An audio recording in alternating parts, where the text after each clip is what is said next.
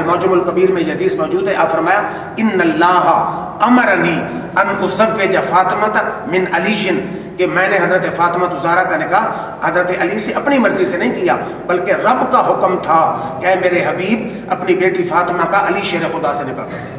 تو جب خدا حکم دے رہا ہے تو اس ذات کی کتنی بڑی عظمت ہوگی، وہ کتنی عظیم عورت ہوگی، جنتی عورتوں کی سردار بھی ہے اور دنیا کی عورتوں کی سردار بھی ہے. کتنا مقام اور شان ہے کہ خالق حکم دے رہا ہے کہ میرے حبیب آپ اپنی بیٹی کا نکاح حضرت فاطمہ زہرا کا نکاح حضرت علی شیر خدا سے کریں.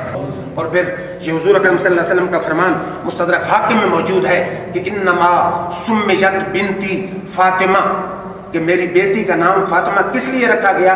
لأن اللہ تعالی فاطمہا و محبیہا و ذریتہا عن النار، کہ اللہ نے حضرت فاطمہ زہرا خود ان کی ذات کو، ان سے محبت کرنے والوں کو اور ان کی اولاد کو دوزخ سے بچا لیا ہے، دور فرما لیا ہے، اس لیے ان کا نام، میری بیٹی کا نام فاطمہ ہو گیا. پھر حضرت عائشہ صدیقہ رضی اللہ تعالیٰ عنہ ام المومنین، آپ ایک دن تشریف فرما ہے، کسی نے پوچھا کہ حضور صلی اللہ علیہ وسلم کو سب سے زیادہ محبوب کون ہے، سب سے زیادہ حضور کی محبت کس سے ہے؟ تو آپ نے فرمایا فاطمہ. حضرت فاطمہ زہرا سے حضور صلی اللہ علیہ وسلم کو سب سے بڑھ کر محبت ہے. پھر اس نے سوال کرنے والوں نے سوال کیا وَمِنَ الرِّجَالِ، کہ عورتوں میں سے سب سے زیادہ محبت حضور کو اپنی بیٹی فاطمہ زہرا رضی اللہ تعالیٰ عنہ سے، مردوں میں سے کس سے محبت ہے؟ انہوں نے فرمایا زوجہا، مردوں میں سے سب سے زیادہ محبت حضور کو علی شیر خدا سے ہے. پھر صرف دنیا نہیں، آخرت میں حضور صلی اللہ علیہ وسلم کی بیٹی کا کیا پروٹوکول ہوگا، کیا شان ہوگی، کیا مقام ہوگا. یہ صحیح حدیث ہے اور مستدرک حاکم میں موجود ہے.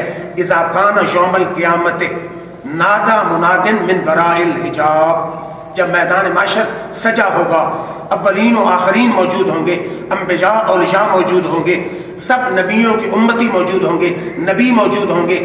تو حدیث کیا ہے؟ نادا منادن من وراء الحجاب، غیب سے ایک شخص ندا کرے گا، فرشتہ ندا کرے گا. ندا کیا ہوگی؟ یا اہل الجم، اے میدان حشر والو، اے نبیو، اے رسولو، اے ولیو، اے انسانوں، اے میدان حشر میں جمع ہونے والو، غدو ابصارکم، اپنی نگاہوں کو جھکا لو، حتی تمرہ فاطمہ بنت محمد، فاطمہ بنت محمد کی سواری گزر رہی ہے، تم سب اپنی نگاہوں کو جھکا لو. کتنا بڑا مقام ہے، کتنی بڑی شان ہے.